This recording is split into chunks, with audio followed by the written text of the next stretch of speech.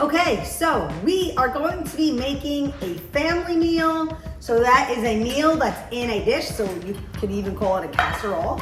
But I'm making baked mac and cheese. Why not? What's more family style than baked mac and cheese? I love baked mac and cheese. But I do want to show you how to do this, make it, and then track it so that every time you take a scoop out, whether it's 100 grams, 300 grams, or 50 grams, your macro calculator will just spit out the numbers, and it makes it so easy. It's also very convenient if you choose to make this meal again. Now you just have to follow the recipe. It's already in the app, and it's so simple. So the first time you make this, yes, you do have to input the recipe in the app for the first time to save it as a meal. It's the only thing that takes a little bit of time, but once it's done, that's it. You never have to do it again. So when you are creating when you're creating a family meal and you want to track it, there's a few things that you need to remember. One, always have a Post-it note in the place that you're cooking at all times, and a pen, whether it's a Post-it note, a notepad, paper, whatever, because you have to write down everything that you're weighing out, the item, and how much it is in grams. You are weighing everything out in grams. So that's step number 2. Everything that you're making, everything that you're weighing is being weighed out in grams. Third thing, every item that you're using, you want to make sure that you keep the package. Even if you use the whole container of something, do not throw the container out until you add everything into the app. The reason why is sometimes if I want to put like 200 grams of cheese, it might not have grams as an option for this brand, so I will have to convert it for whatever is here. So you do want to make sure that you have the packages to every single thing that you're cooking with. So getting started, I'm going to cut my cheeses. My water is on right now for the pasta. And while I do the pasta, I'm going to just cut up the cheese and get that out of the way. Please get off the counter. Oh my God. This is Fujian. Everyone say hi. He's nuts. He's gonna try and come over there. No. My voice for when the cat does something is funny.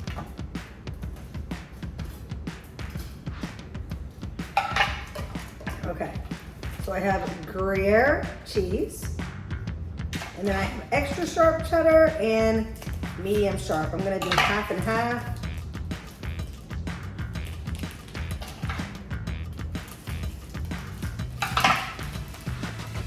Okay, so extra sharp cheddar. I'm gonna save the package, and I'm gonna do half a stick of the extra sharp.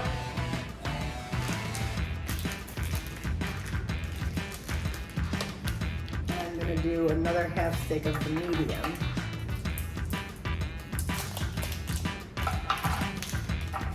Last time I only made it with medium, and it was amazing, so I don't know why I'm gonna try it with sharp, but my grandma used to always make her baked mac and cheese with extra sharp, so I'm like, why not do half and half?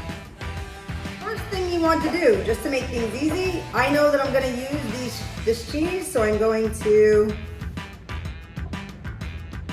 just weigh it before I even 240. So 240 sharp cheddar. 240 grams, okay, voila. I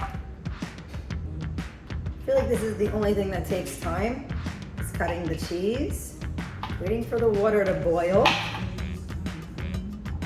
Okay, you don't have to cut these like perfectly squared. They're gonna melt. Give me 1 second. Let's relay it. 154. grams of Gruyere. Don't forget you're weighing everything out. Everything out in grams. I use Tigiada. This is the best gluten-free pasta. Like, it's amazing. The best gluten-free pasta. They have brown rice, white rice, they have shells, they have elbows, they have penne, they have fettuccine, linguine, like everything that you need. I'm actually using little shells this time around. This I don't need to heat because it's just brown rice pasta that I'm laying out. So that's another 82, so plus 82 grams of Gruyere. So I made this recipe once, only one other time. It came out delicious. Did the macros, did everything. And I always write my recipes down, and for some reason, can't find this one. So I wish I had the exact measurements for the cheese, but I don't. So, okay, I'm gonna wait for this to boil and then, cook, and then I'll be back. Okay, I'm back. One thing you wanna make sure you do, which I kind of left it on a little too long, but it's okay. Don't cook the macaronis all the way. You just want them to be al dente because you have to bake them in the oven. So this is an important part because you just want to make sure that you put your dish on top of the scallop. And it's not easy. Okay, you want to press tear so it goes to 0, and then it's pasta time. You do not want to, I always talk like that when I cook, so you want to always spray the bottom of the dish so it doesn't stick. Okay. That is 1,002 grams of pasta. Now you do the milk.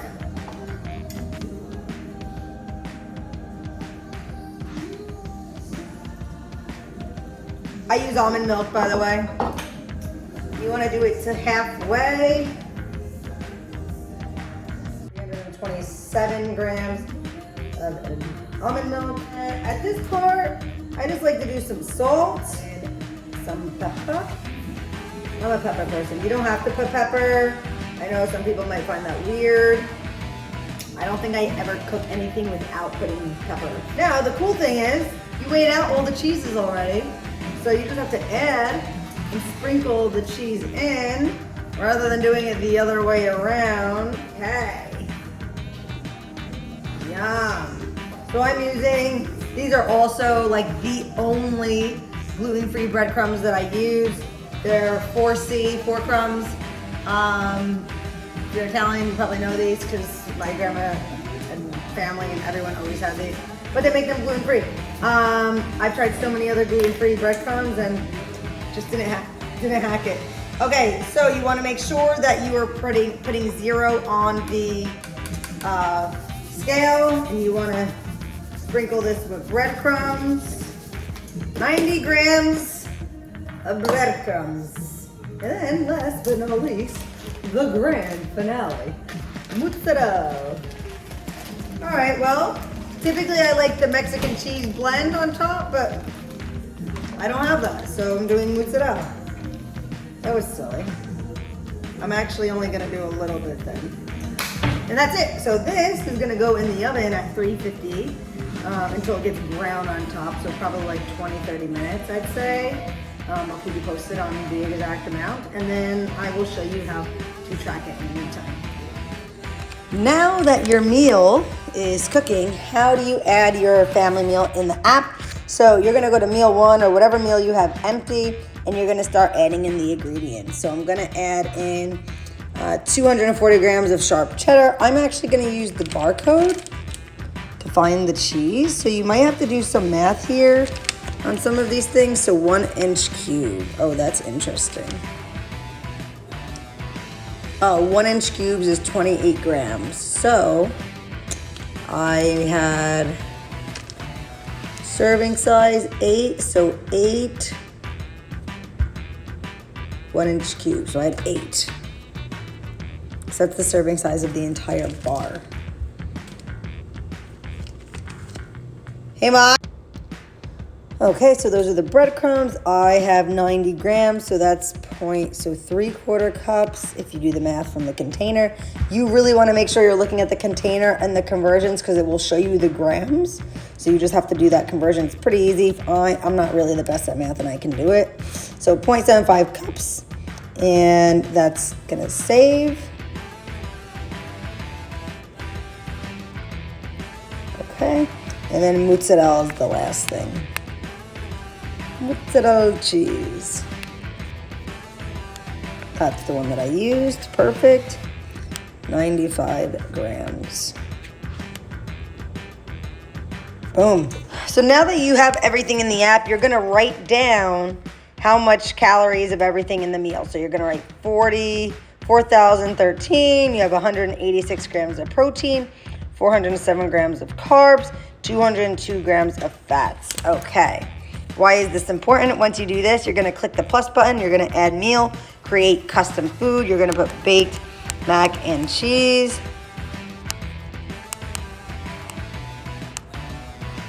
Oh my God, if I could spell. I'm gonna put 2, because this is my meal version 2. And you're gonna type in the calories, so it's 4,013 calories. It's 186 grams of protein. It's 202 grams of fat, 407 grams of carbs. The serving is going to be grams.